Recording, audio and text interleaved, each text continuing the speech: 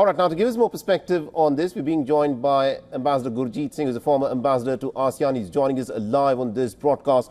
Ambassador, let me in fact start off by asking you about the statement that the Indian Prime Minister made, before he left for the ASEAN Summit, where he said that India's Act East policy is now completing a decade. In your assessment, how successful has been India's Act East policy? Thank you.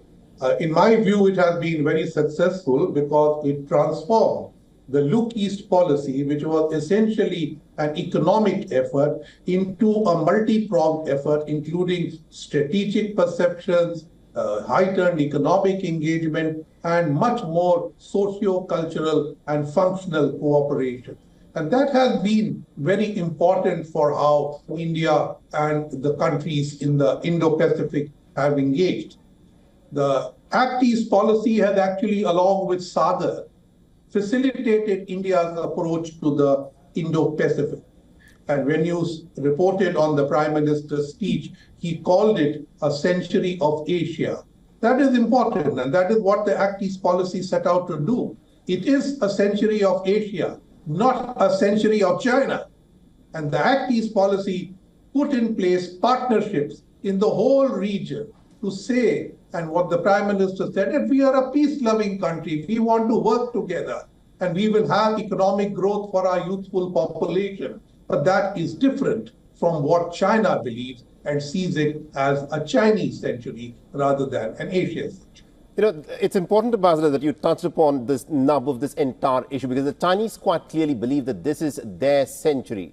And what we also have witnessed in the South China Sea, and especially in that region, is that there are several competing claims, and China essentially claims the whole of the South China Sea for itself. What role do you think India can, of course, play? Because a lot of these Southeast nations are much smaller, and they're also looking for partners to take on the belligerence of China. How do you think India should position itself in the Southeast Asian region?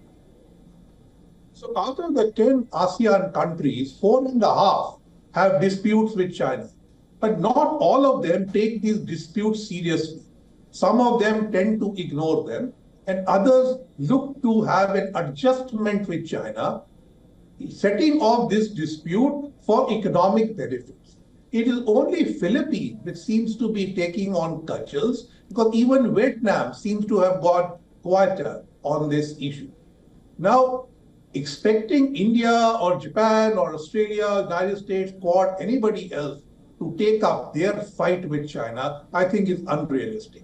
What the Quad is essentially doing is trying to keep the Indo-Pacific free and open, because ASEAN action has not allowed China to be constricted in any way. So the Quad is trying to keep this open, and many ASEAN countries strategically but quietly aligned with the Quad while economically benefiting from engagement with China. This may change in nuance once the Chinese economy tanks, in which case there won't be enough to go around with their partners in ASEAN. Then they will look for more constructive partnerships and elsewhere. I think you've summed it up beautifully there. Thank you very much indeed, Ambassador Singh, for joining us and getting us that perspective there. For all the latest news, download the WION app and subscribe to our YouTube channel.